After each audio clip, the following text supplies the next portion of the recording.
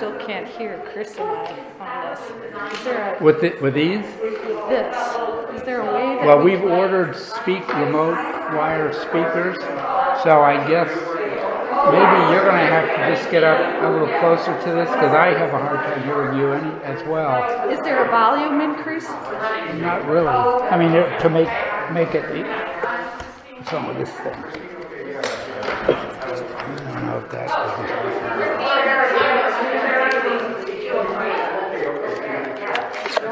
Try a different battery. You better start your. Did you get an email from Dave Robert? He said he emailed it to me. I thought he called me, but I didn't pick up the message. But he said he emailed us about Halloween. Yeah, But I don't have any email.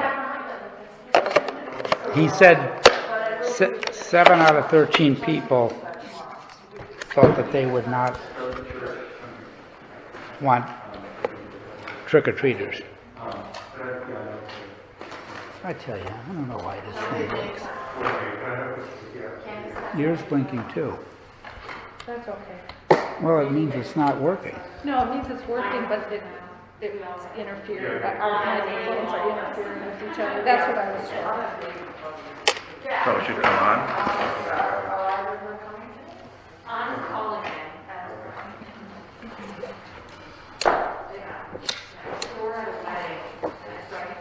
So at some point they settle out. Let's see what happens when I turn mine off. Does that help? Maybe interferes like that. Can't imagine. Usually. Contacts increase exponentially.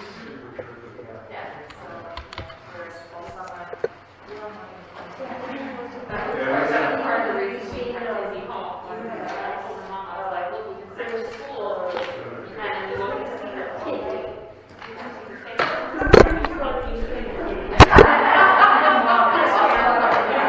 Dial up the.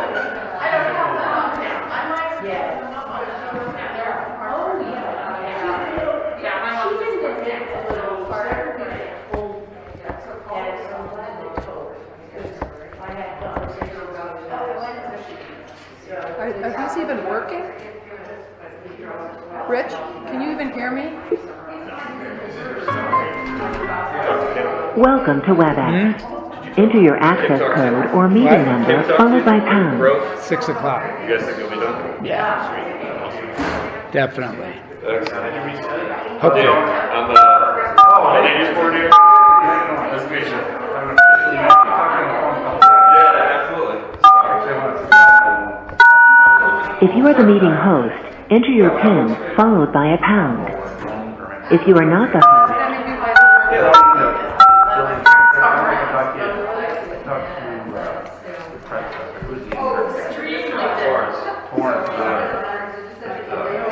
Is it working now? No. They weren't booted up, so the speakers weren't on. We're losing money on this side, not making money on this side. Yeah, we don't make any money. No. I know. Yeah. You give it $60 because we're afraid that it's only Okay, welcome to the Selectmen's meeting.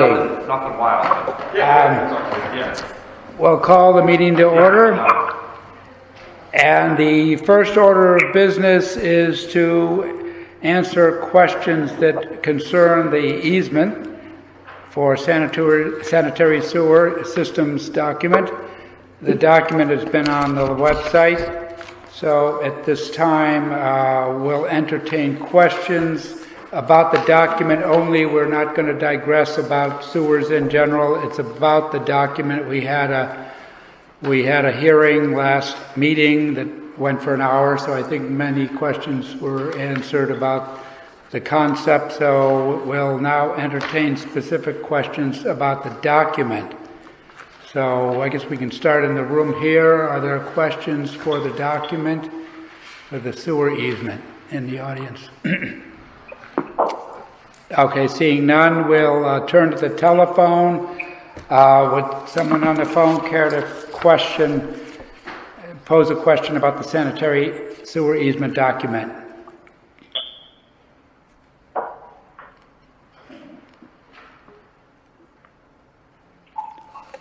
All right, I don't hear any questions from that period, so the next item is for the Selectmen to consider the motion to execute the document, the sanitary sewer document. That would be to give the first Selectman the authority to execute the document. We'd entertain a motion. Excuse me, Tim? Yes? This is Dennis Maluzzo. I just got in. Question for you. According to the document, it only refers to alleyway number 1 from the back of Frank's place. Correct. What about alley 2? Which way is the pipe going? It's going west. And then it crosses Hartford, and then it crosses alley 2. And yeah, there's but nothing in the document that says it. Yes, but alley 2, Pond Road is the road which the pipe will traverse. So I'm not aware that alley 2 goes through Pond Road.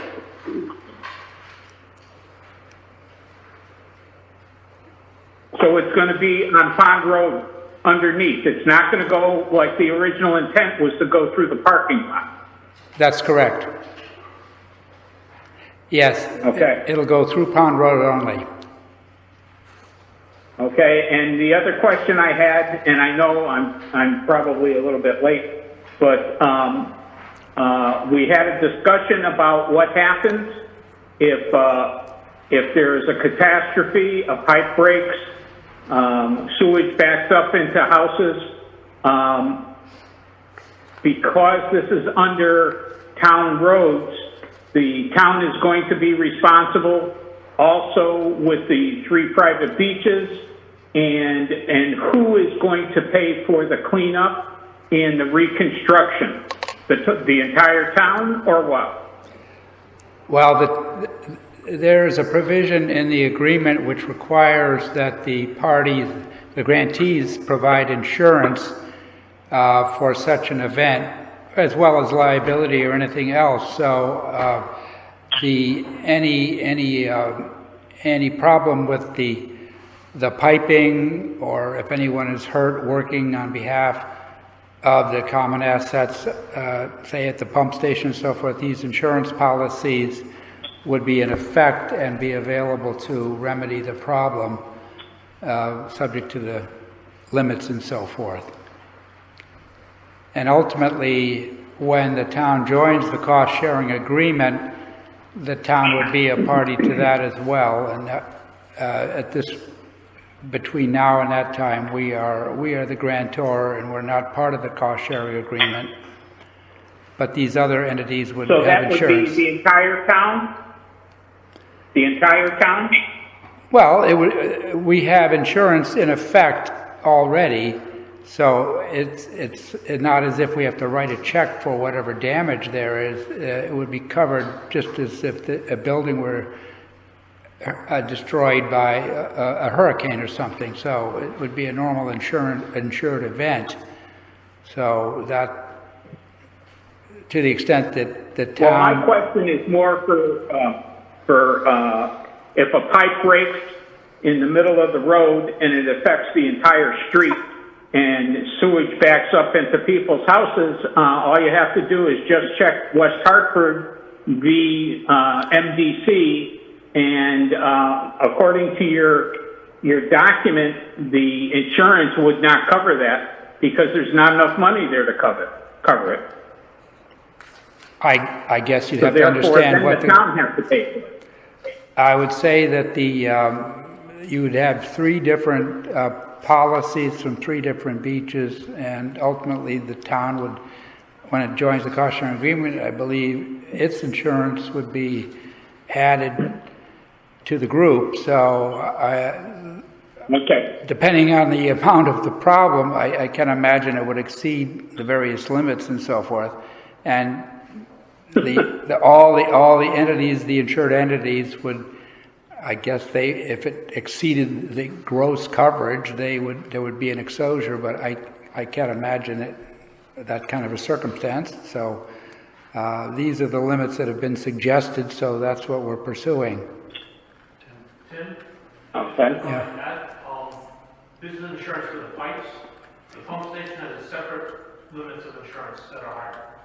Okay, so Rich Prendergast is saying that the pump station itself would have a separate policy in addition to the insurance that is provided for with the sanitary sewer easement.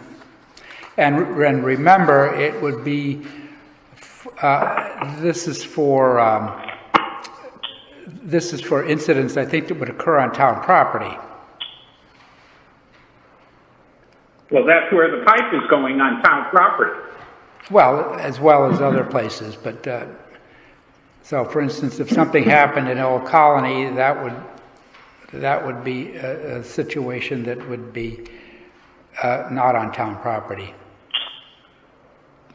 Okay, then it would be Old Colony's WPCA and insurance policy to take care of that. Yeah, and I think the same would be true. We would all be cross-insuring, so that if an event happened in Miami or in Old Colony, there would be coverage provided for that.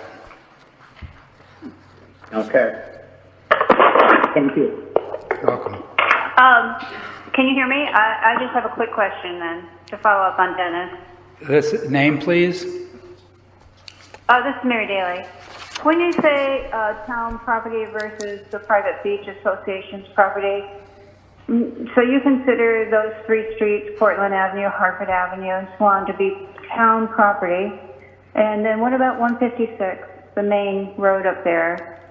That's a state road, isn't it? Yes. Will the state also provide insurance should something happen up there at that level? I think the other way around. I think the state would want the owners of the pipe to provide insurance to it. Well, who would then be, because what I hear you is dividing between the private, the insurance coverage between the private beaches and the town in whole, not just Soundview residents, but the town. And then who would, if something happened up on 156, which could impact potentially quite a few businesses, what insurance policy would cover that? I believe it would be the same, it would work the same way, it's just a different insured. The owner would be of the state road would be the entity that's being covered, and the people with the pipe would be providing insurance for them, I expect. So the owner of the state road, which is who owns the owner of the state road, or the owner for the pipe that's going into the state road? I'm kind of confused. Mary, we went through this last week. We said the shared assets are the collection pipe down near Long Island Sound, the pump station, and the force main going up Portland and down 156 to East Lyme. And there'd be also an odor control facility. Those are the common assets owned ultimately by the four beaches, including Soundview. Well, okay, so Soundview being a town beach, not a private.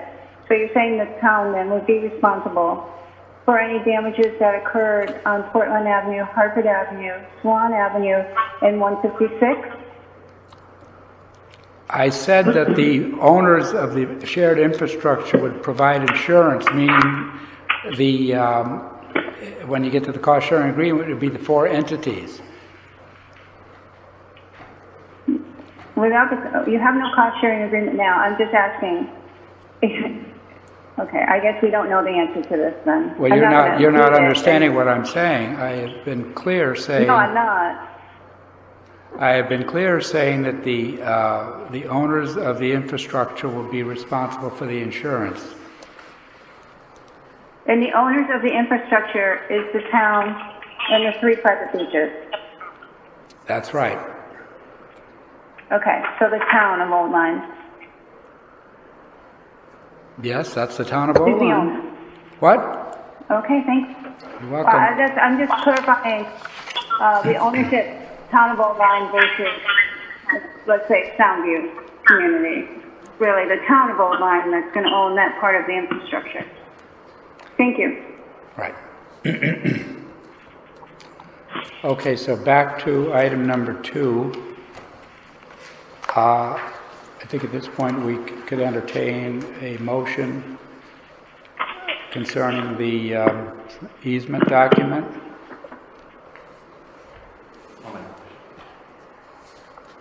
Mr. Kerr? Second. That's moved and seconded. The authorizing of the first selectman to sign a document along with the other parties. Any discussion on the motion? Yes. All right, we can vote. All in, I said yes, sorry. oh, Sorry. Just to clarify Mr. Maluso's question about the current insurance that we have. This insurance has been shared with our insurance company and been verified as to be sufficient, correct? that's what Kerma indicated. This should be adequate, yes. Thank you.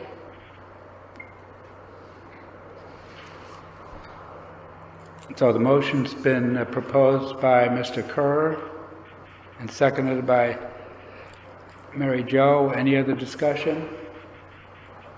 All in favor of the motion? Aye. Aye. Very good. Thank you very much.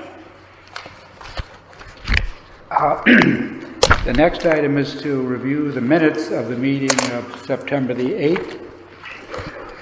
Been distributed. The what? Oh. Yeah. Motion to approve the meeting minutes of All September participants have been muted. I'll second that. Okay, moved and seconded. Any discussion? Yes.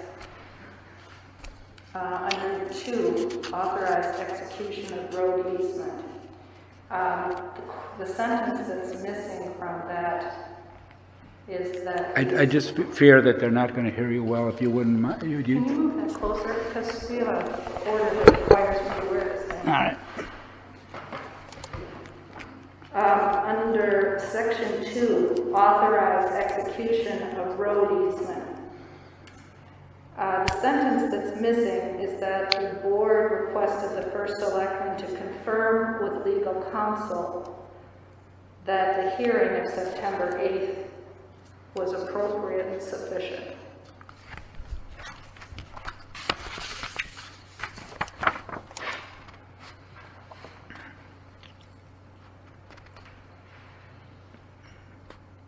So you have to say it again. What are you asking about? Under number 2, Yep.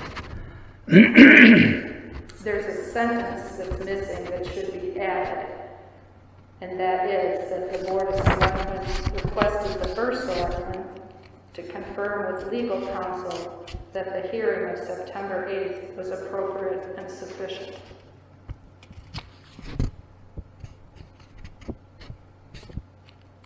Okay, I don't specifically recall that, but if you say that's what was it, we can add that. Both Chris and I asked that you check with our attorney to make sure that the concerns of the folks on the phone at our last meeting, that the materials were posted in time, or they weren't posted at all on the website. Well, that's not true. At that time, it was true. No. The newspaper articles were published. The advertisements were there. The agreement that we had had in the preceding meeting was that your office is going to put the documents on the town website. They were not there. And the people on the phone at the hearing were questioning that. They didn't have the document to look at. In fact, when we arrived at the hearing, there wasn't a document for us to look at. So when we closed the discussion, both Chris and I asked you to check with legal counsel to make sure that the hearing as accomplished was appropriate and sufficient. Is that fair, Chris? Your recollection? Yeah, I spoke to Attorney Carey, and I don't believe he thought that we had to do anything more than what we did today, where we opened it up for questions about the document. That's good to hear, but that's still, All right. that ask was not in the minutes. That's my point. Okay, add the sentence and we'll put it in. Okay, the sentence can be that the Board of Selectmen requested the first selectman to confirm with legal counsel that the hearing of September 8th was appropriate and sufficient. Okay, we'll get that added. Anything else? Yeah, just a correction. On page 3, under the Soundview Sidewalks project update, second paragraph, second to last sentence. It states the working plans will be posted on the town's website. I think that's a good idea, but I think what I said was that the working plans will be posted at Town Hall so that people can come in and look at them. I think they should go on the website too, but I believe my actual words were that they were going to be produced and they'd be positioned at Town Hall so people could come in and look at it with COVID guidelines, 2 at a time, masks, etc. So it's just a correction. So I would say, instead of saying on the town's website, to say at Town Hall. Okay. That's just They're not here yet, right? That's correct.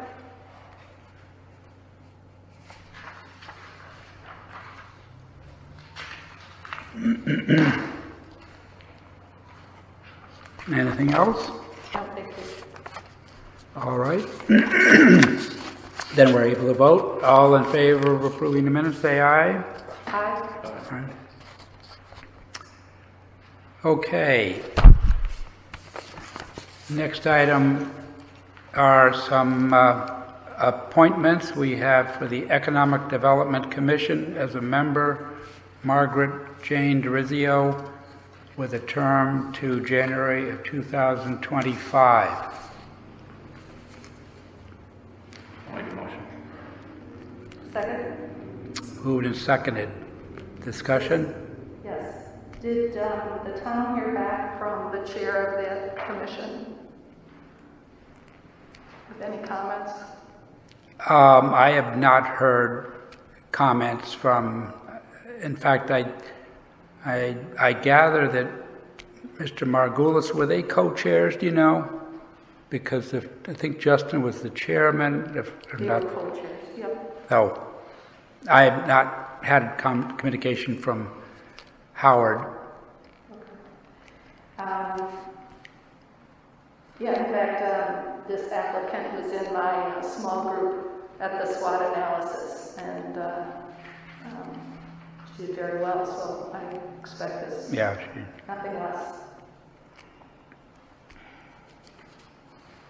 Okay, are we ready to vote on this one? All in favor? All right. The next one is to have Deb Zanicki be an alternate member of the Historic District Commission for a term to January of 2022. I'll make a motion. Second? Moved and seconded. Any discussion on that one? Yes.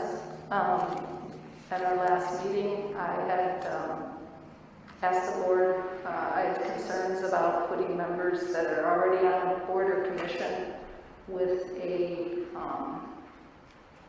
low rate of attendance onto another board and commission. And as you know, I looked at all the 8 sets of minutes from this particular applicant's current board that she's on, and she attended 3 out of the 8, and I read the dates. And then I believe we had left it that we were going to check maybe check the minutes, or I don't know if you checked with the chair. I know you sent me an email saying that you talked with the applicant.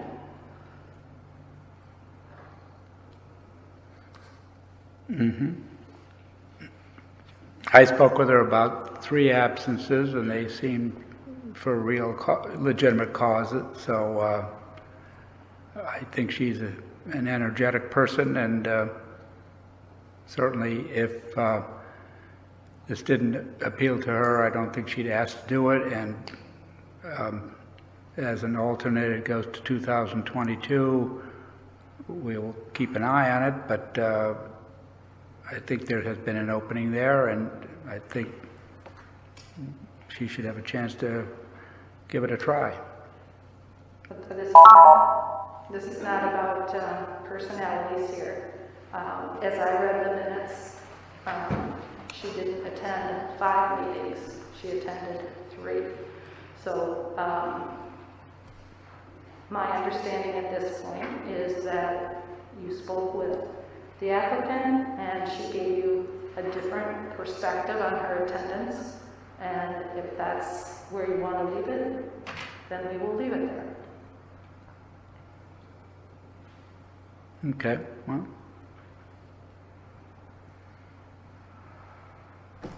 I called the person also, or she called me also, and explained the reasons for missing it, and they had to do with family health things, and it was understandable. And she wants to be dedicated, applicant, so I figured give her a chance. If she's not, then, have her removed. If she's not, we can probably have her removed.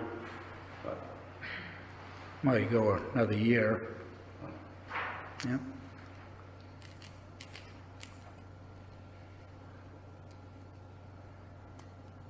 All right, are we ready to vote on this one? sure. All in favor? Aye. Nay. Was that a nay? And I'll vote aye.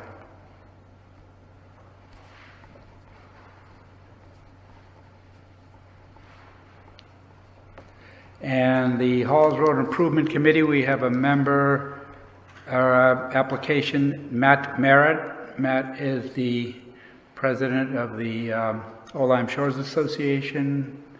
He lives in the beach, and he's been involved with the, he's been an Old Lyme resident for 50 plus years, and he also has been involved with the sewer project.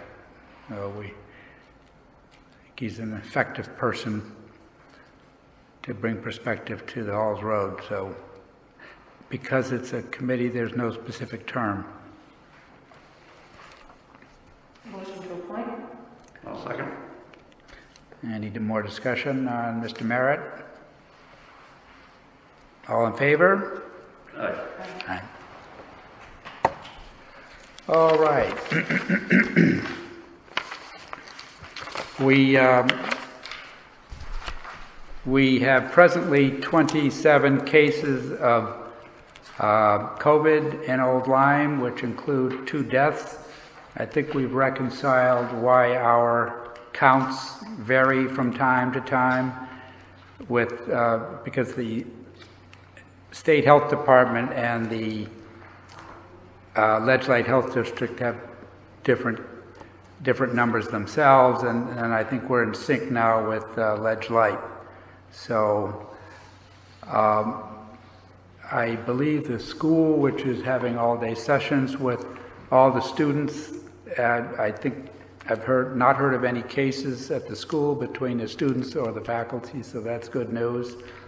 I think we are doing a good job protecting ourselves and others, so that's, I think, notwithstanding it's going up a little bit here and there, I think overall it's a very good result. Now, looking at project updates, the Soundview Sidewalks, Mary Jo, do you want to amplify what's happened since our last meeting? Sure. The committee met last Tuesday. Our next meeting is this Thursday by WebEx at 10 o'clock in the morning.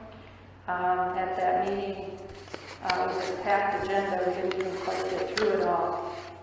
But we came up with some questions and broke up into some subcommittees, if you will. So hopefully we'll get some more feedback on Thursday.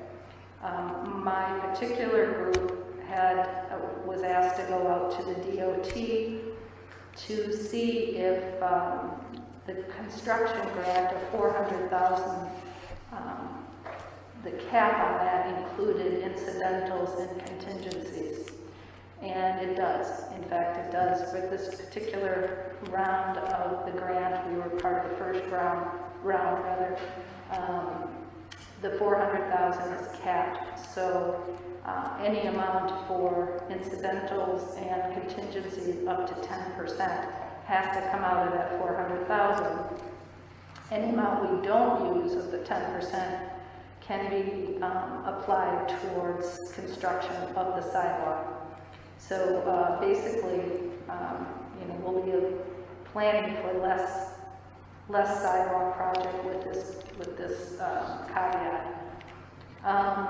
We are also going out to the Department of Labor to get some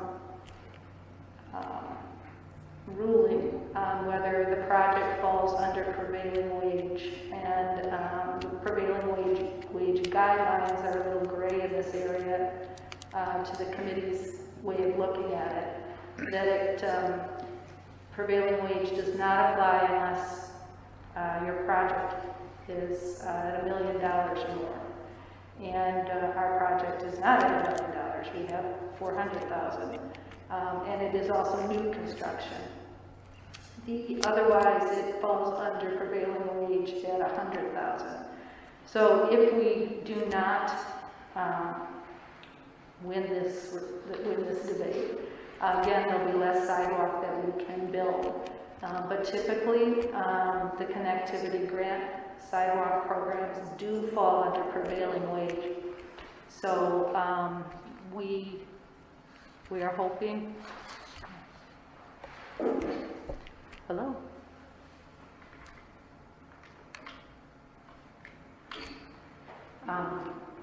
We think it's important to get this in writing. I spoke with a couple other towns that have connectivity grants. Also, in particular, Old Saybrook, they felt it was a worthy endeavor because it affects all the towns that have connectivity grants and that are building new sidewalks to make it safer and easier for pedestrians to walk. And so we're going to make the effort through our town attorney to get a ruling on that. So stay tuned on that. And that's pretty much the highlight of my comments. So on this contingency, we have to have 40,000 not be used until the end. What happens? How if we cannot use 40,000 of the 400, as we have 360, so we have to plan on construction of that amount, and depending when might that 10% be available, if ever? Well, according to the DOT, if we don't need 10%, we can apply it to the construction. The timing on that, I'm not sure of yet. I think we'll know more once we see the revised budget from our engineer of what we can get for, if we allocate 10% for incidentals and 10% for contingency, what we get for that. If we find we're not going to get what we, at a minimum, want, we should probably consider allocating less to that. But that'll be a decision, I think, that the committee has to look at when we get an updated budget from our engineer. Well, we know that it's going to take more than the grant sum to do the whole project. So That's right. it seemed like there was a number of 150,000, but who knows? So But we need to cut that back by another 40, don't we? The other thing is that there are construction supervision fees that are not yet in the budget, so Those, he said, would fall under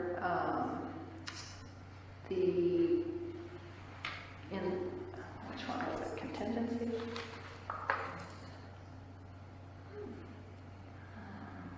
Construction services are considered incidentals, so those can be covered under the 10% allowance. but that'll cut back the amount of construction money because these are soft costs. That's correct.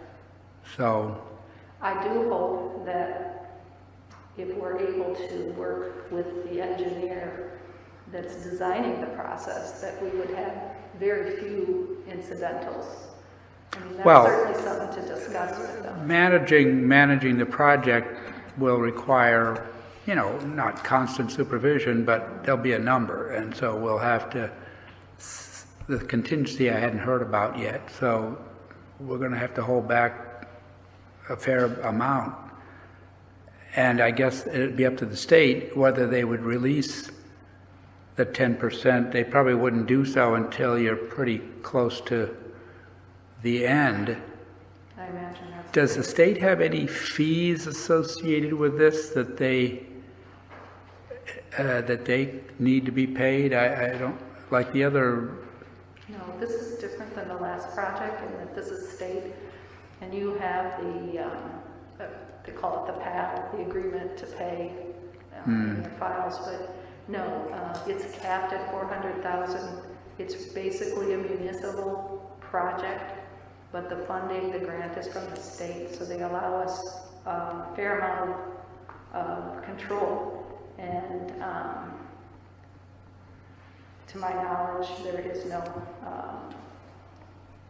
fees other than what's in the handbook, which includes these construction guide services, which are considered a municipal requirement.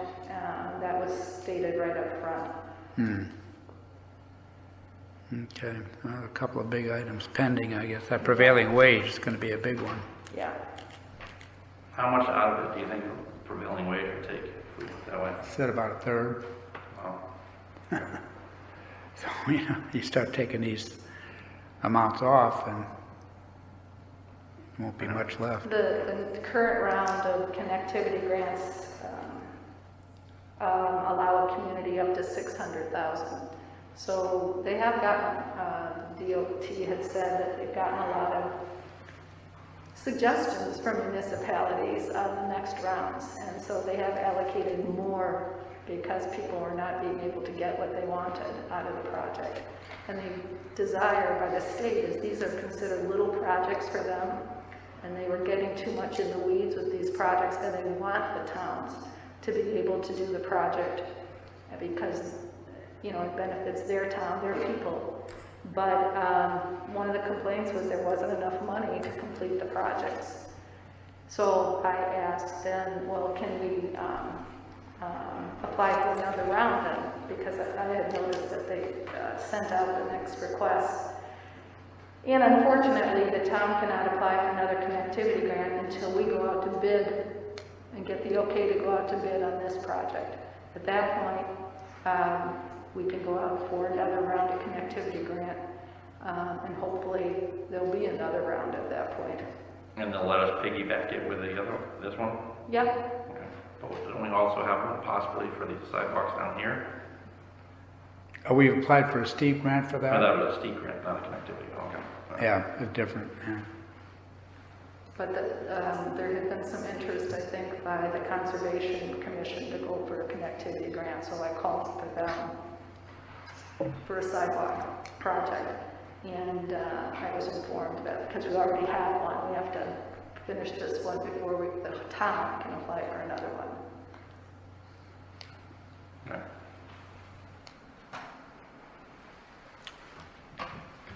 Okay, the next one is the Mile Creek Bridge. Work is progressing. There's a meeting tomorrow, so hopefully I can get a fresh update. But I think the current finish date is probably the first week of October, which, you know, given where we are, might be 2 weeks, a little more, before that project is completed. There might be some time required to demobilize the barricades and all that sort of thing, so we'll try to get a fresh look at that. But I think we're over the hump on the big part of it, and so now MACNIC is doing everything that is within their control, so that's good news. Next is the Haynes Park restroom building. I believe they have started, very close anyway, and the question is concerning the electric. There's electric servicing. The old building came from a pole on Route 1, and that, of course, was stopped. That service was stopped, and the temporary service to the new building is coming from that pole. But we're exploring having the electric service come from the boathouse building.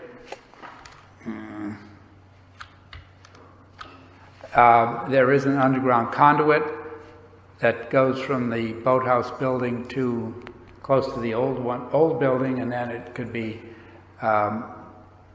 extended up to the new site. The initial cost would be probably about $2,000, because I guess you have to have copper wire when you're going a longer distance like that. But when you consider the savings of not having a meter, which during the off-season is probably $50 a month, $45 a month, in the long run it might be good to be taking it off the boathouse building. So we're discussing that. That decision needs to be made fairly shortly, but the contractor's ready to go. The old restroom building has been removed, I think. So they have pretty clear sailing to start doing the site work, and they expect that the job will be completed before Christmas.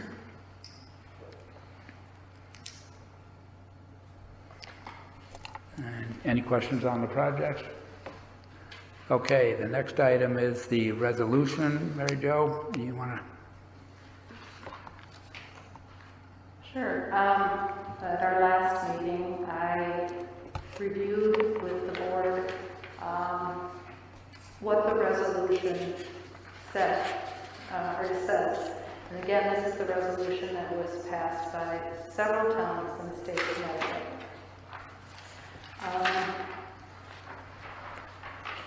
Just to reiterate, I told the selectmen, it says, the resolution says that the very constructs we developed to protect our society are not being equitably advanced because of racism. And it says that racism is a public health crisis. It affects how we live, where we live, how we are educated, and access to health care and jobs. And it means that when society does not have access to these, that our society is less well. And basically we discussed that the tone seemed disagreeable to the board, and I passed out a resolution, another resolution from another organization for some comparison.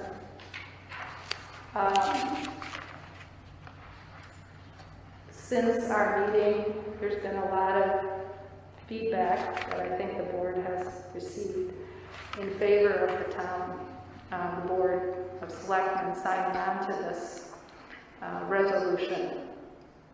And I know that the board was going to give some thought about that, look at the tone and see if you had any suggestions. And I'd really like to hear from you all now on your thoughts since our last meeting.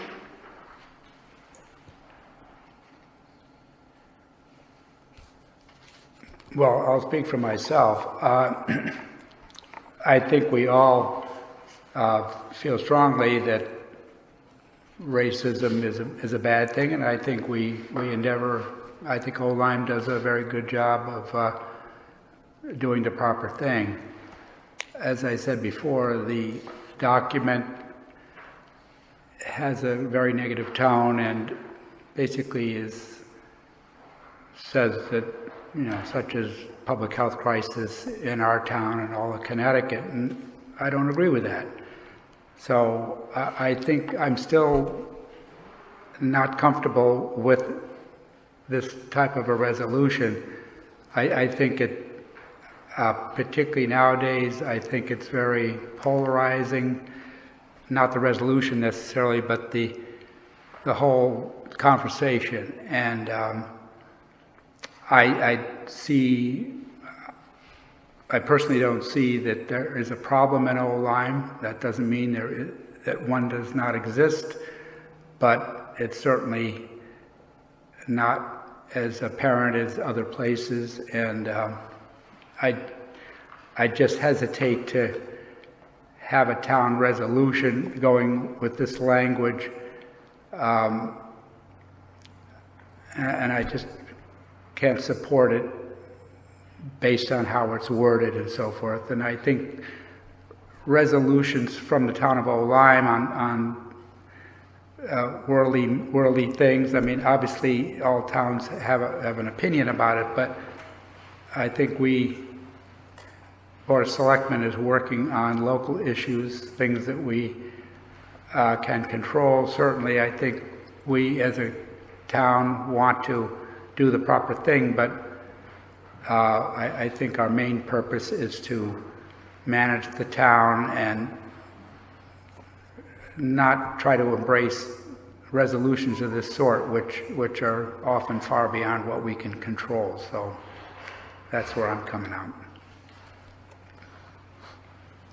How many other towns in our area have signed this, Mary Jo? I think Of the local towns? Yeah. I know that Lyme and Old Saybrook are working through a resolution, so they're in the process. I think the closest town that I'm aware of, and other people may know better than I, is New Haven. New London. New London, thank you. Middletown. So the bigger cities? Yeah. Okay. Mm-hmm. Well, I somewhat agree with Tim. I mean, I think we are very open. I think by signing this or saying something like this, it is saying that we are not open. I wouldn't mind seeing if Lyme or Old Saybrook, what they draft up and how they're worded, and maybe look at them. I'm not saying we'll never sign it. Well,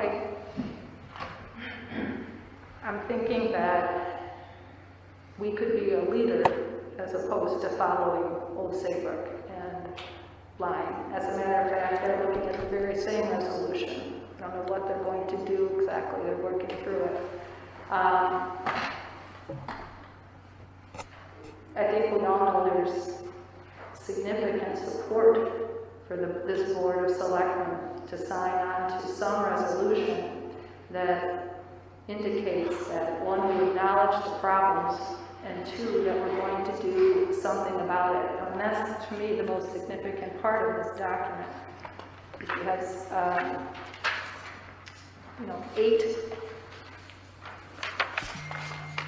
8 agreements that we're going to look at the very end, including working with community organizations that are also working on the subject, that will work together to solidify alliances and partnerships to confront racism when it occurs.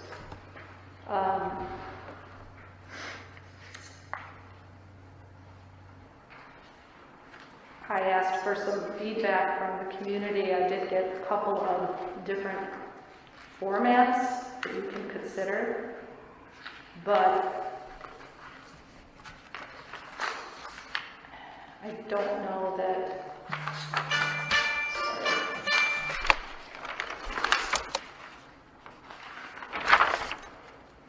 And they're not significantly different. I know that there are people that signed on to support this, significant number of people that the selectmen received a copy of.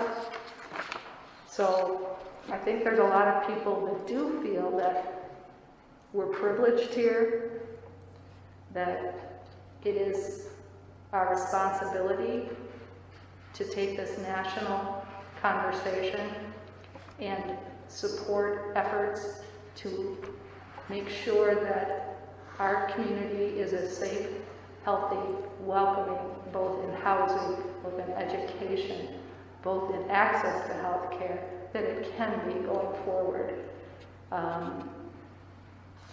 So these are the revisions you might want to take a peek at.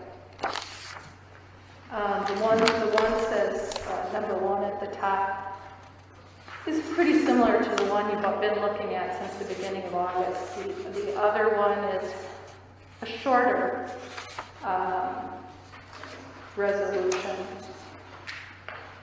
that I rather like. It still keeps the resolve, the things we're going to resolve in our policy makings going forward for the town, which is our job. And of course, it is our job to make sure that our community is healthy. It would be similar to saying we're ignoring a pandemic because we don't have that many cases of COVID-19 in town. Well, we can't ignore this either.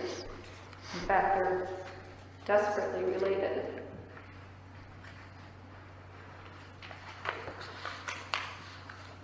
So I'm really going to urge the Board of Selectmen to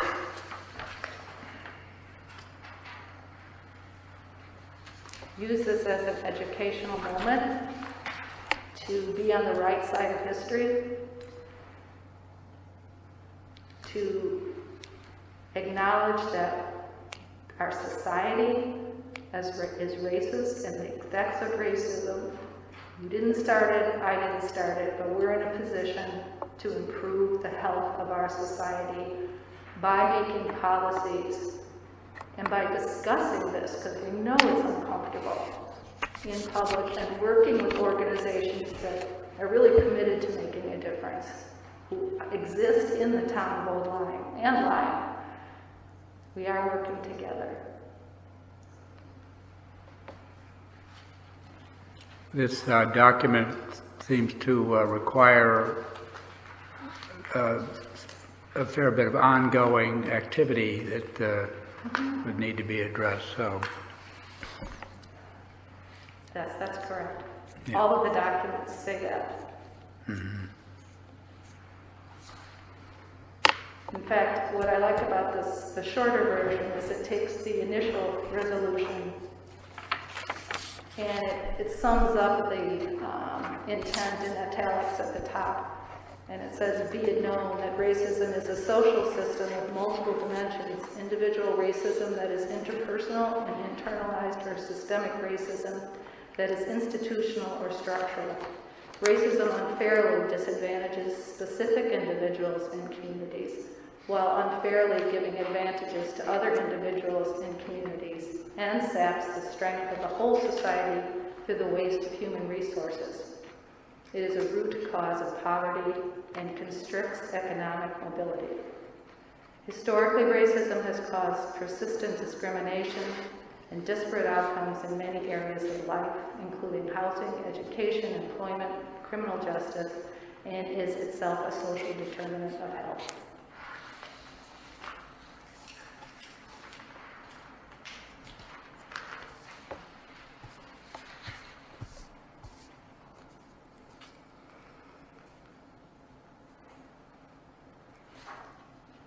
So if I read these, can I read these and we'll get back to it next time? Next time, right now. I would really appreciate it if you would read it and give it some thought. It would mean, I think, a lot for the town to know that this board is taking this issue very seriously. Oh. Thank you. All right, turning to new business. Is there a time for comment? Yes, it's public comment. That'll be after new business. I just wanted, you know, my name is Carlene Gerber. I am a taxpayer in Old Line. Is this public comment? Is this a public? No, not yet. I may not. No, it's on the agenda after new business. Thank you. Okay. Sorry. Yeah. Hard to hear. The Connecticut Coalition for Sustainable Material Management, I don't know if we reported on this before or not. I don't think so, but the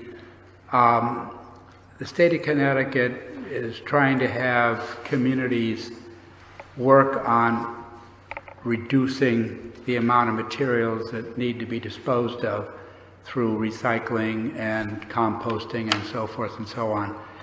They pointed out that the disposal charges, for instance, where our trash goes, in 2018, the per ton charge was $68, and now it's $91, and going forward from there. I believe the annual per capita is 740 pounds per year per person. That's what we dispose of. And recycling, it helps, but the markets for recycled materials has been very unpredictable, and certain things have very low value. So with the Merritt, where our garbage goes, and at the south of Hartford, there's that big trash-to-energy plant. That is a very old facility, and it may actually have to cease operations, which would put a very big strain on how Connecticut handles its waste, because there's not enough capacity through other facilities to take the material. So what would likely happen is that the waste would need to be trucked out of state to other landfills. And of course that would be somewhat counterproductive, and you're not sure how long the other landfills could accept materials. So the cost would escalate and the problem would persist. So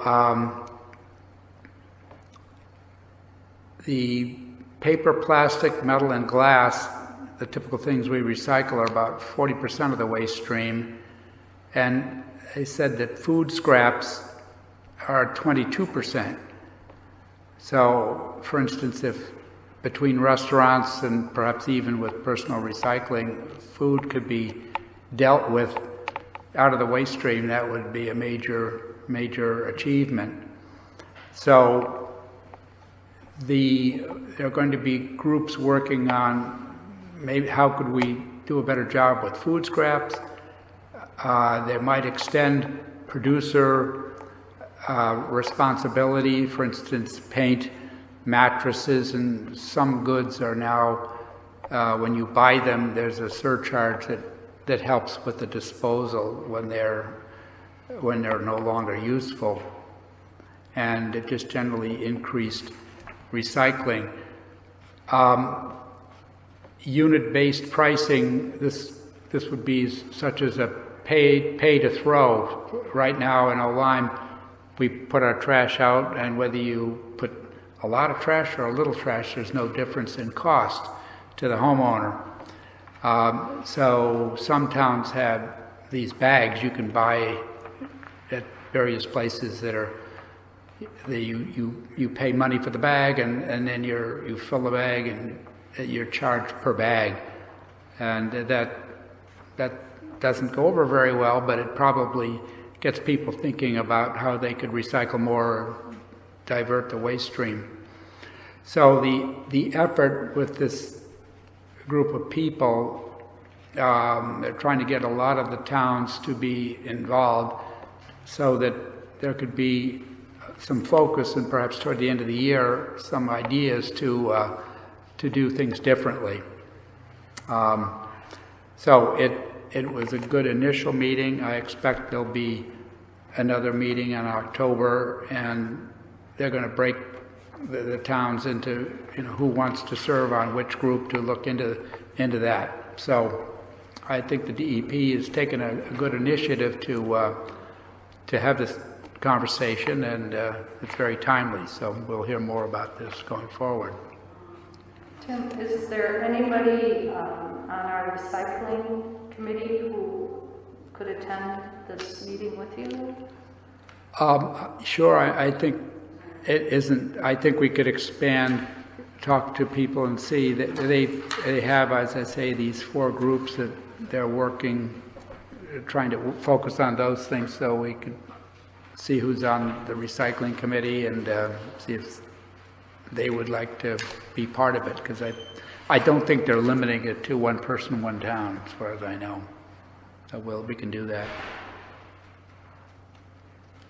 So do they know if the Hartford plant's going to close definitely, or? Well, it needs a major rework, and the trouble with that plant is that it's a quasi-municipal facility, and there have been some interesting. The Metropolitan District Commission, and it used to be called CRRA. They've been at Swords Point a couple of times, and but the facility, which actually the trash goes in, it's put on a conveyor belt and it's burned, and it creates an ash. And the concept is, it reduces it monumentally. Now the ash needs to be disposed of, and you have to be sure that the chimneys are taking out the pollutants from burning it. So because of the age of the facility, it likely has to be reworked, replaced, who knows. So if it cannot continue, that's a lot of tonnage that would have to go in some other place.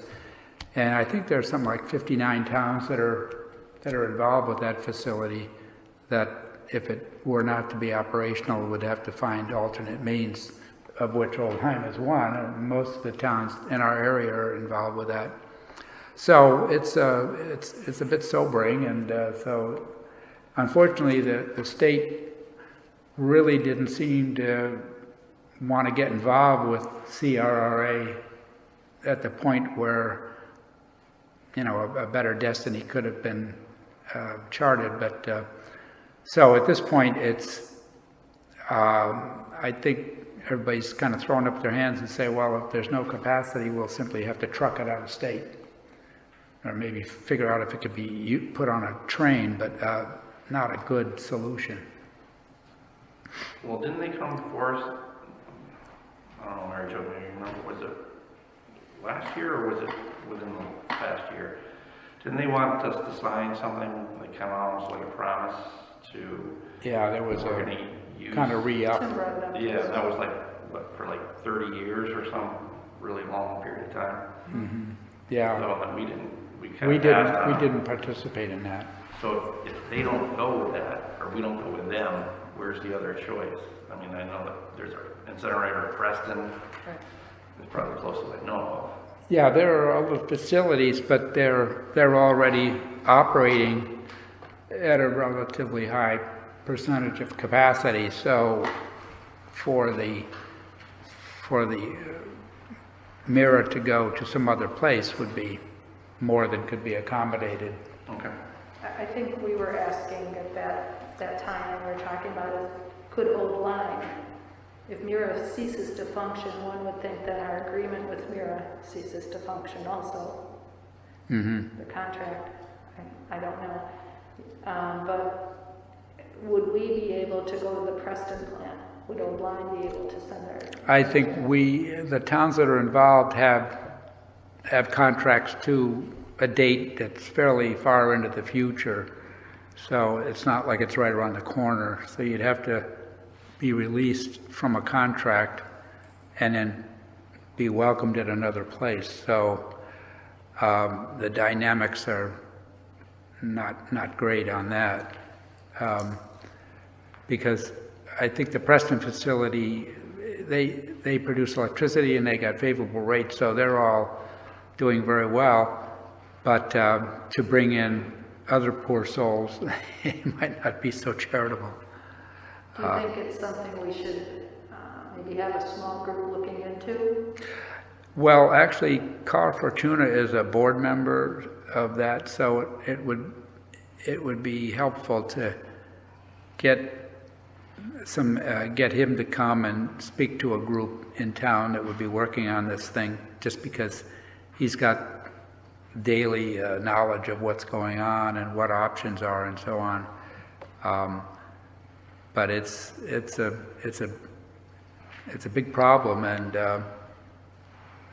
these disposal rates, they're pretty bad, because that's going from Essex to the plant in Hartford. So we pay fees to have the garbage trucks come to everybody's house and take the material to Essex, so that's on top of that. So garbage disposal is a pretty pricey situation, and it's very complex, and I think the current contractor is doing a very good job, but it's going to get more difficult. About maybe 8 years ago, the town of Oakland was given a grant by the DEP to look at pay-as-you-go, pay-as-you-throw. We were given free consultation by the group. I think they're out of Vermont, that's been working with most of Northeast New England on the towns that have gone to pay-as-you-go, pay-as-you-throw, the bag program basically. And we got a lot of significant data on how well we recycle in Old Line. Of course, that was before, it may have even been before Mira became Mira, but at that point we were at, I think we were at like 20%.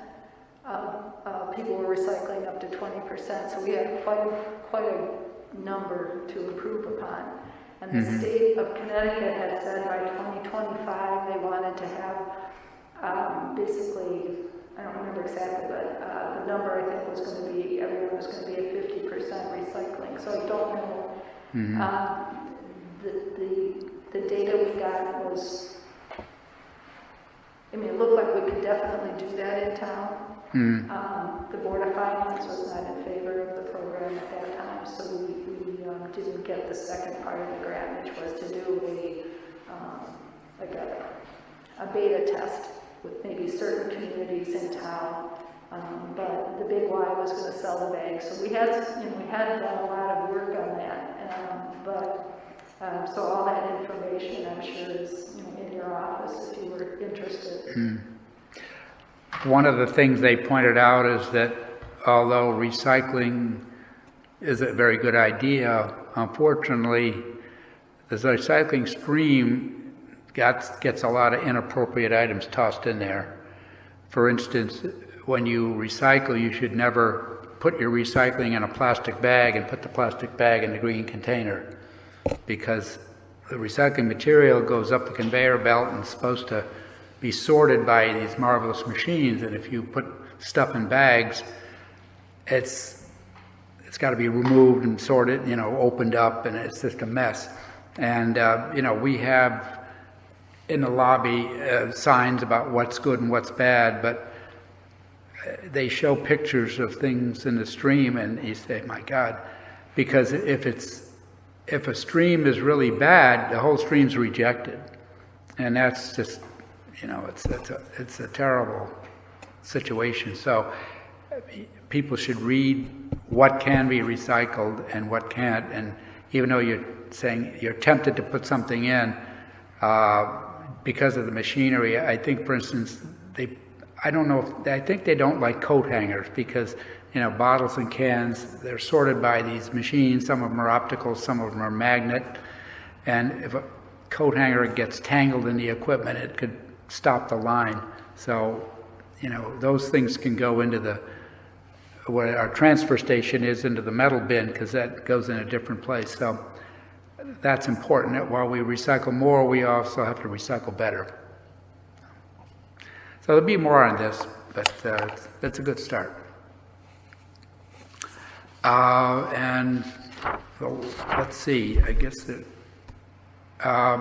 last item under new business is the Halloween on Lime Street.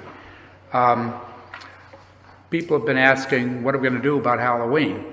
And I think the short answer is, I don't think the Board of Selectmen intends to ban Halloween.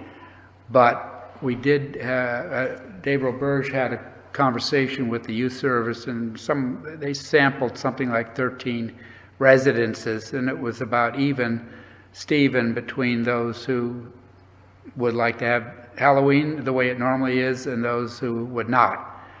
I think probably the Board of Selectmen could consider a recommendation that people don't congregate into the town and go to people's houses en masse, and you know, you look at the street and it looks like Mardi Gras. So while it's open air and so forth, it's concentrating a lot of people, and for some of the older residents, they might be a little apprehensive about having 600 people come by their door. So I think we could consider what we want to say, but I think the residents would probably be, if they don't want to have any activity, they probably just need to turn the lights off and go to the back of the house for the night and wait it out, because if we, you know, I don't think we intend on blocking the street and so forth. I think the youth service is not doing their activity, and I think the school is not. So, you know, we can discuss if we want to come up with a recommendation or not, but it seems that the typical Halloween on Lime Street might not be the greatest idea given where we are. Yeah, and I don't think the fire department, they were waiting on the youth service, and they were kind of leaning about not having it. They're not? No, it's not official, but they were talking. Yeah. Unofficially, they were talking about. Well, certainly. Because everybody else was. So. If people were in their neighborhoods where there might be 10 or 15 kids circulating, that's a far different thing. But I think Lime Street, what do you figure? 600-700 people probably? Well, sometimes more than that. And a lot of them come from out of town, so it's not just kids down the street, you know, it's a mix of people that like to come to the street. And it's great fun, and a lot of fun costumes, but this year might not be the greatest. I don't know if we want to have a recommendation as a board, but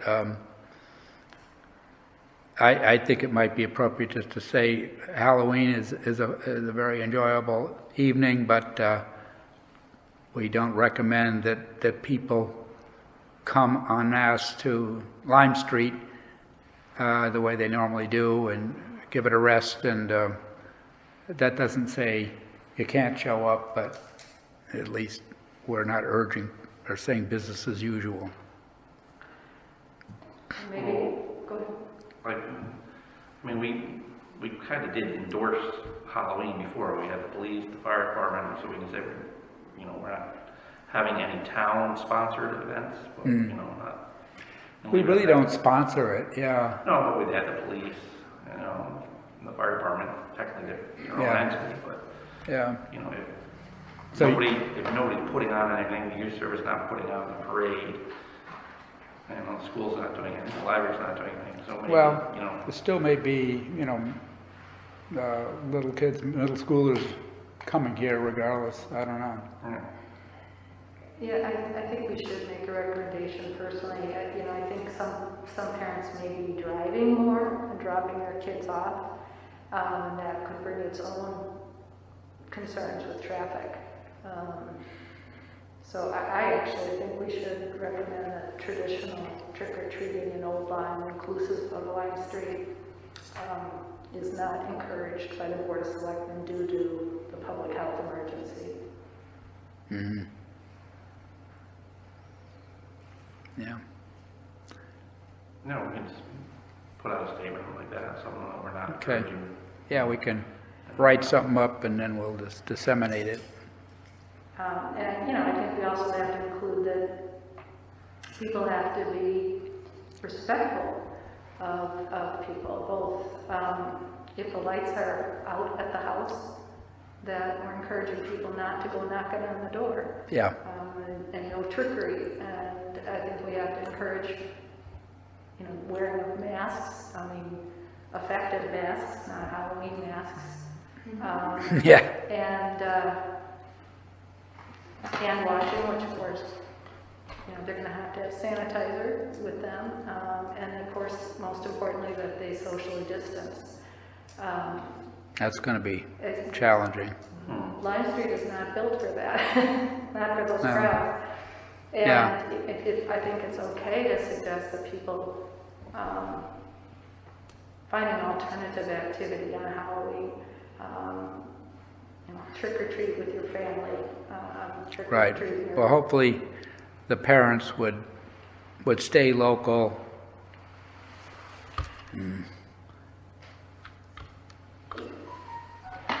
All right, well, we'll put our heads together and come up with something.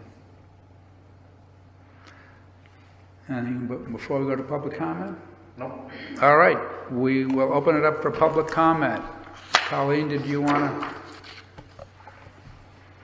I did. I wanted to say that Ruth Bader Ginsburg once in a dissent said, a person should not throw away their umbrella in a rainstorm just because at this moment they're not getting wet.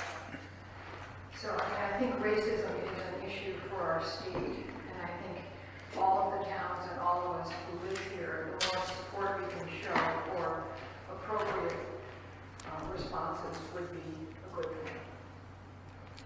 Thank you.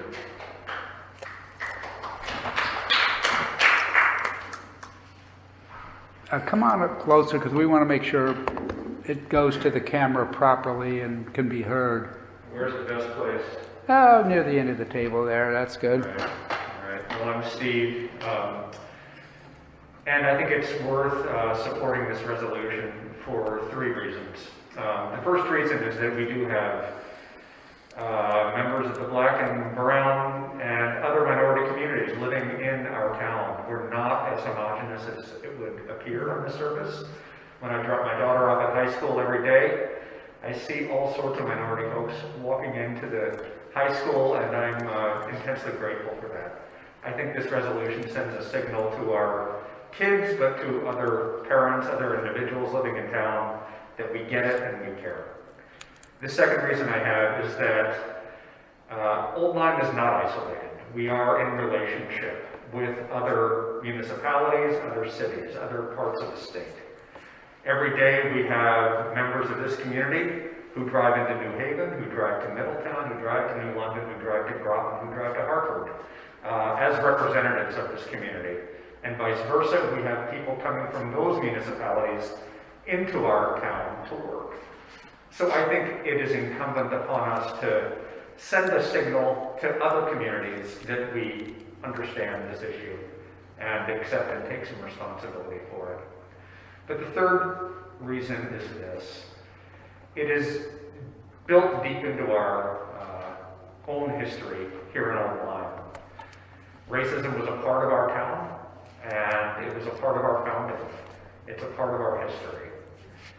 There are in our town records some 160 named enslaved people in our town records, in the property records, and there are some 60 more who are unnamed. I can tell you about one of them. One of them was a 3-year-old girl named Jane. Her owner lived out there at the intersection of Route 1 and Sill Lane.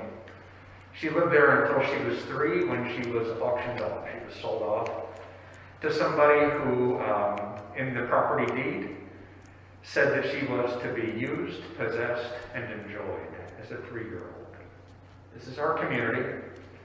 This is something that we need to recognize as a part of our history and courageously embrace it as a conversation that we're willing to have, as a sign that we understand our history, as a sign that we're standing with those members of our community who belong to minority traditions, and as a sign that we are in relationship with other parts of our state and other municipalities.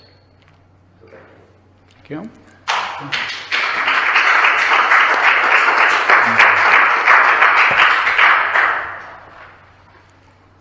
Anyone else? I very much appreciate the... Would you state your name, please? I'm sorry? Come on up and just state your name. Thank you. I just want to say a couple sentences. I very much appreciate the effort of my Joe to put the resolution together. I have a big problem with the argument we don't have this problem in the town of Old Lyme, therefore I have objections against the resolution written like this as a priority. I think that such a concern is in fact a problem on its own, as it may accidentally suggest what we promote here is exclusiveness and not inclusiveness. This is a very widespread interpretation, but I do think we have a responsibility as a nation, and it doesn't matter how small Old Lyme is and how homogeneous in terms of ethnic distribution. We have the same responsibility as every American.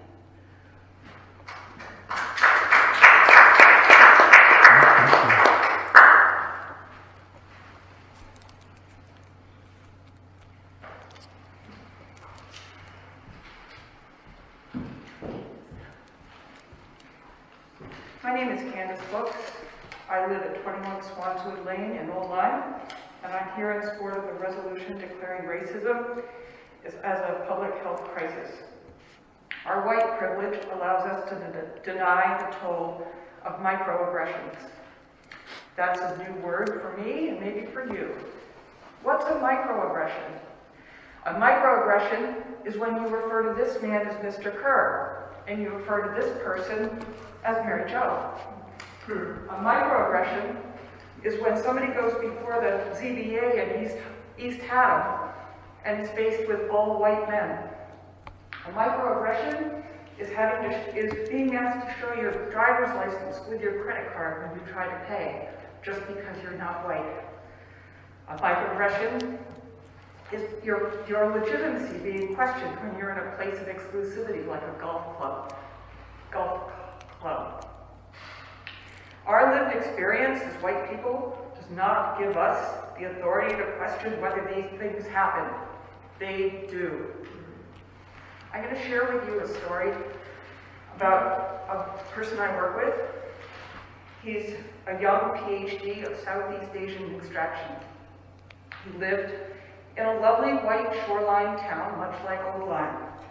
And he shared with me at lunch that he was thinking about starting a family. Why, he questioned, raising a family in a town like ours with great schools, beautiful surroundings, arts, culture, what would be the problem? Neil's son would grow up as a token. He would be the only person of color in his soccer club, in his church, in his class, in his band. Neil needed the reassurance that his community understood and embraced the scourge that is racism. Neil ended up relocating to Philadelphia. Whether or not you think this resolution is a good idea, this town needs young families like Neil's to come here and live. That's right. Yes. On Wednesday, the Old Lyme Partnership for Social Justice will hold a vigil here. How unifying it would be to be able to say that the Board of Selectmen support this resolution. Thank you.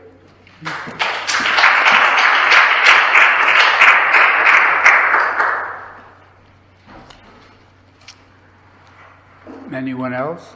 Yeah? Good afternoon. My name is Maria Martinez, and I live in Talcott Farm Road in Old Lyme. I'm here in support of the resolution for racism as a public health issue. And while it's a fact that it is a public health issue, it's also an educational and economic a civil rights, a cultural, a political, and a humanitarian issue. It shapes our present reality and will determine the look and feel of our future. While our town is not very diverse, we don't live in a vacuum. We have an opportunity to affirm our position through the resolution and live what we firmly believe, that all men are created equal. And we affirm that we will continue to be inclusive, to embrace diverse opinions, and will also continue to act fairly and justly with all. Thank you. Thank you.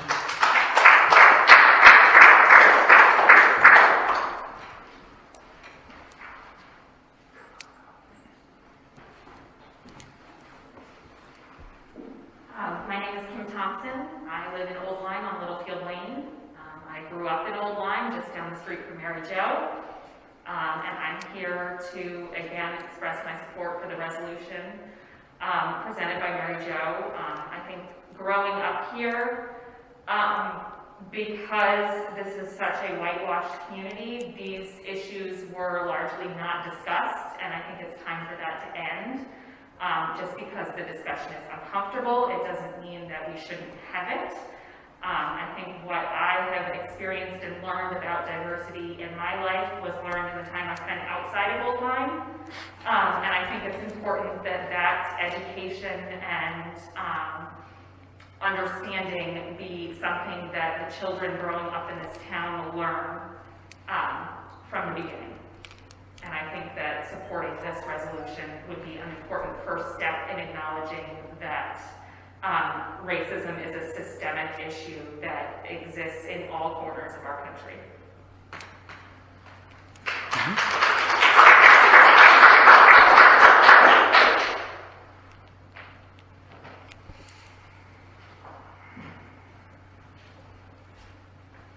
My name is Sandra Rue. I live on Lieutenant River Lane, and I think that we need to overcome systemic racism. It's our existential obligation right at this point.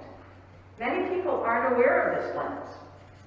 Racism exists when at the dinner table people are surprised that African Americans, Indians from India, or Native Americans make their mark in highly esteemed careers like medicine, law, or finance. Racism exists when there's no affordable housing, or when a policeman stops a young person of color for a stupid reason. Racism exists when a school population or its faculty is not diverse. Research shows that when children grow up without diversity and with only people that look like themselves, they are less creative and energetic when they confront the wider world. Now let's take a good example here in Old Lyme. Will any child here in Old Lyme not understand the difficulties of immigrants, refugee families from the Middle East or Africa? We adopted them. And many people now know and love these families. And so we became a wider community because of it. These people have taught us how to become more inclusive. We need more diversity here. So I think all of us need to grow, and we need to have a statement like this to show where we want to be.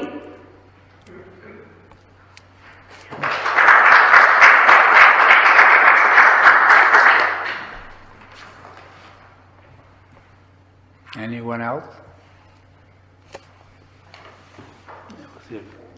I just want to thank everybody here who took the time to come tonight. Well, we're going to ask the people on the phone, too. Okay, but I just want to take a minute to thank everybody that came tonight, because we're in the middle of a pandemic. It takes a lot of courage to come into a public building and speak tonight. And I really, really, really want to thank you all for doing that. I know I heard you, and I'm sure there's going to be more people on the phone, but you're bringing me to tears. And having grown up in the Twin Cities and in Kenosha, where I worked, finished my education, and worked in a hospital, this is very, very, very important. I didn't see many people of color when I lived in the Twin Cities and when I lived in Kenosha. And guess what? We're seeing what the ramifications of that is now. And to ignore that is on us. We didn't start slavery, but we can make amends, and we can make our community healthier by standing up and saying no more. All participants have been unmuted. All right, we're asking if someone on the phone would like to comment during public comment. Hello? Yes? Hi, this is Megan. Megan, who? This is Megan Nozel. Okay. I'm Mary Jo's daughter. I just wanted to read this quote from Maya Angelou that has just really stood out to me and I think really resonates with this conversation. She says, it is not enough not to be racist. We must be actively anti-racist. So with Old Lyme taking a very active and progressive stance against racism, starting that conversation, like my mom said, we're leading a positive change for other towns to get behind us. Racism, it shouldn't be polarizing, as you said. And I'm sure you all remember the Black Lives Matter rally that was earlier this summer in Old Lyme. While I was there, I actually overheard about 3 or 4 people say that this town has not done enough, and that came from Old Lyme citizens. So yes, your town and your people want actions to be taken. There is no problem leading the charge against this public health concern, and I encourage you, Tim, to read the resolution and offer constructive feedback because guaranteed this isn't going to go away. Thank you.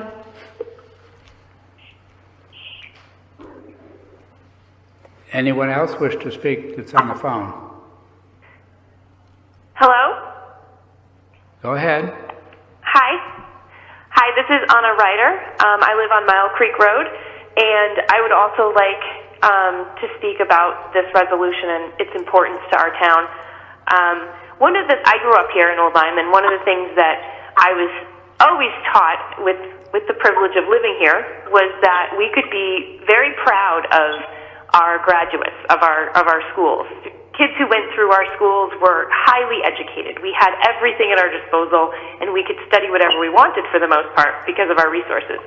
And I think to send our students out into the world right now without teaching them about what's going on and without the town supporting this resolution would do an incredible disservice to them. They're going to end up in schools having conversations that may be brand new to them if we don't do this. And that would just be unfortunate for us and for them. In addition, I think that this resolution helps outline ways that people will make decisions going forward in town on how to do things. So when something is presented to the Board of Selectmen or the Board of Finance or zoning, there's some guidance that they can look at and say, does this help or hinder in this resolution? And I think that that's also really important to give people a framework to work with.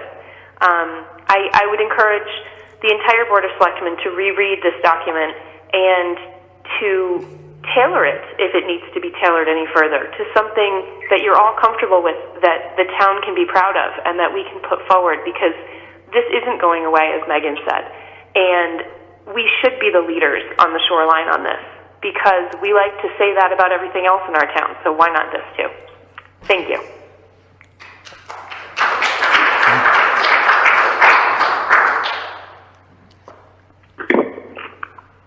Anyone else?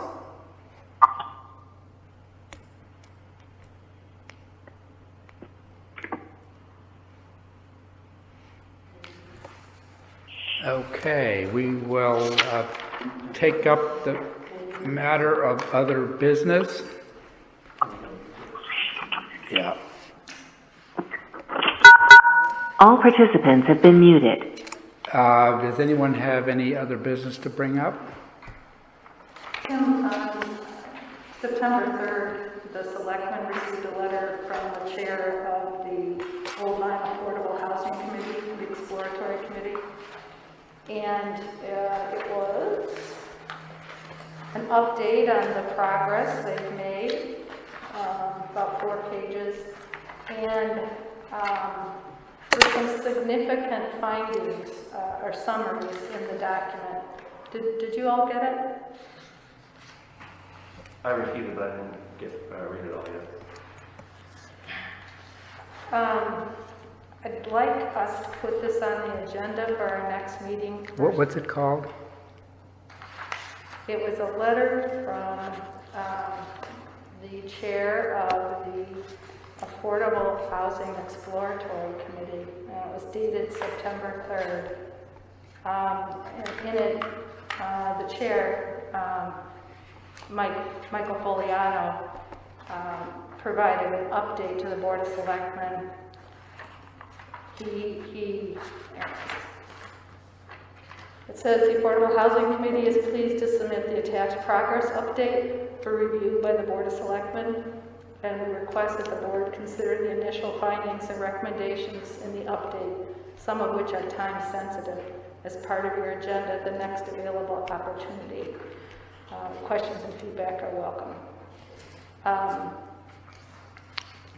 So in it, he updated the board on their efforts to date on how many affordable housing units we have in Old Lyme, what we need to make the 10% and what we need to make the moratorium. That we only have 3% of total stock of affordable housing in Connecticut. Indeed restricted as 3%. He also notes that while looking at the grant, we talked about it a little bit, we became aware of the 830J requirement, which requires all towns to prepare an affordable housing plan by July 2022 and update it every 5 years. And then he also asks for the town Board of Selectmen to basically get it together and get a plan, a committee together to get the McCulloch property affordable housing lots and those homes built. Because again, their committee is not a building committee, they're an exploratory committee, and their charge is limited. So we haven't discussed it, and I'm hoping that the selectmen can put it on their next agenda. Mm-hmm. Okay, because I also listened into the meeting last night of the affordable, the committee, and they, Tom Orleva went through what a number of towns around us are doing, and so that was a good update on what's happening. And I think they stressed that this housing would be good for starters, people starting out who can't afford a large house, the workforce, some people in the workforce who don't earn sufficient money to afford a big house, and then the senior population who are downsizing and on fixed income. So those are 3 groups that are looking to have the affordable housing.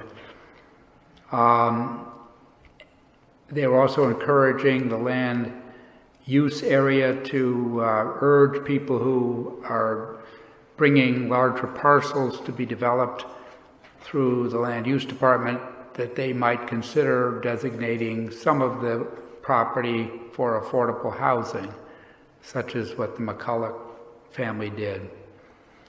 Then there was a briefing by Mark Diebold about his proposal up off of Hatchetts Hill Road, which is indeed a very ambitious project there. So it was a good meeting, and they had all but 1 member present, so it was, they'll be meeting in October again. But it was a good update, and they covered some of the things you were talking about. Anything else? The selectmen got a note from James Blair on Friday, so probably after the agenda for the open space plan. So this would have been Friday the 18th. The Open Space Commission has completed the 2020 draft of our open space plan, is looking for comments and feedback before they formally adopt it next month. So that's kind of another time-sensitive. Can we put that on the agenda next time? I'm sorry? Can that one go on the agenda also? Let me just look at that. It's kind of.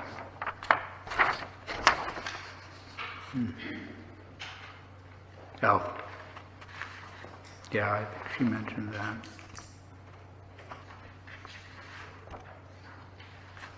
We could actually invite her to come in if she were available. Yeah.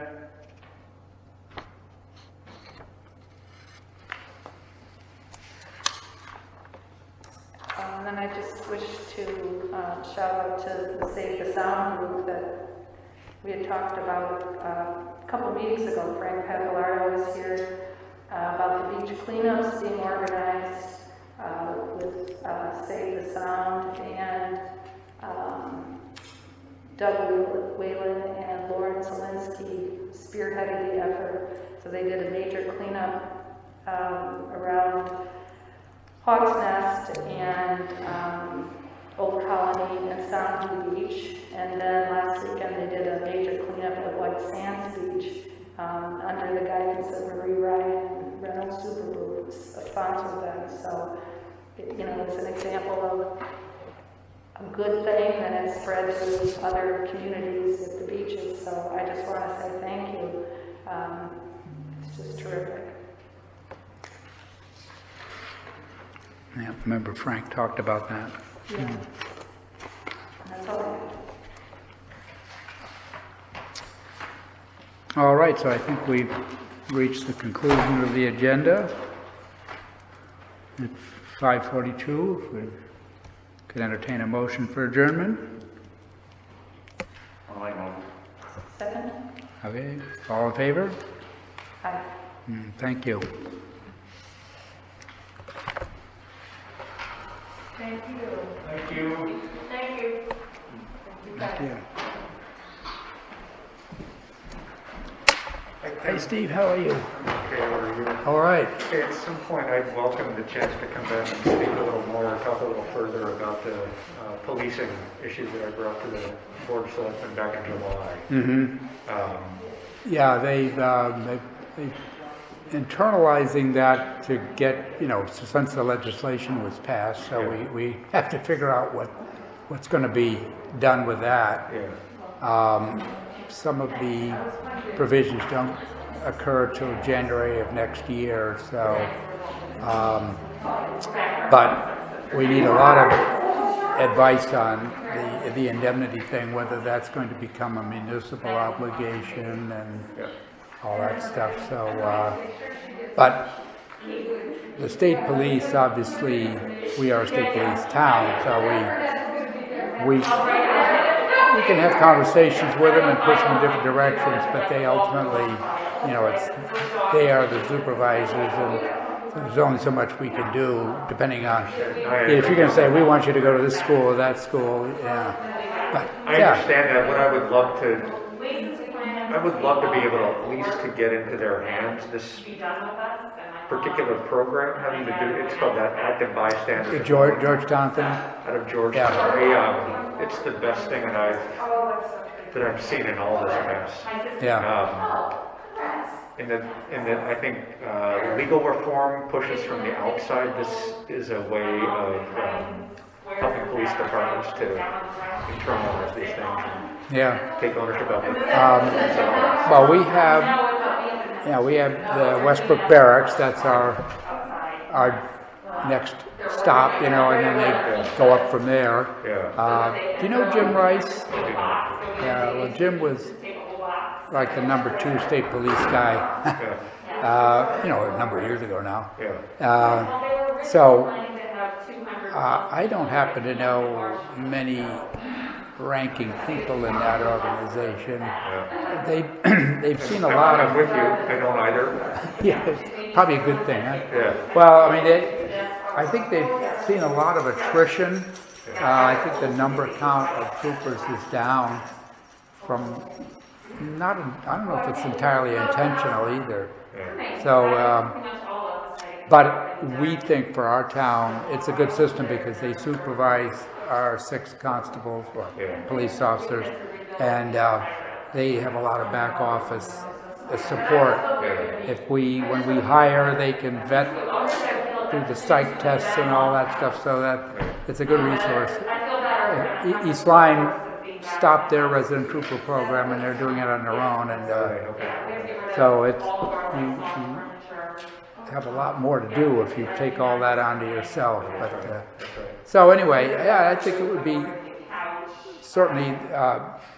I don't know. It might be to get a name of some police official, maybe not the commander over here who's going to be kind of in the trenches, but maybe, you know, a major or somebody that's a little more ranking that might look at how do we train our guys and gals as they come out of the police academy, so that, and if that course might fit into the program, or it might be a postgraduate thing, I don't know. Well, it's not really a course, it's a training for the whole department. And it's really, it's work, and it's being adopted all around the country now. It's not foolproof, it's not the only thing that needs to happen, but it struck me that it's a pretty good way to get needs off max and all the time to max. And also to take their police lives very seriously. To recognize that they've got a tremendously hard job to do with a lot of stress, and I think this actively supports them in that as well. So anyway, all right, well, that's if there's a way to have that conversation, I'd like to do that. Yeah, all right. We'll get, now that we're getting a little further with the sewer thing, when we board daylight hours, you know. Oh, that's been something. I don't doubt it. Yeah. Listen, thank you for Thank you. us. Yeah. Usually not, but. Okay.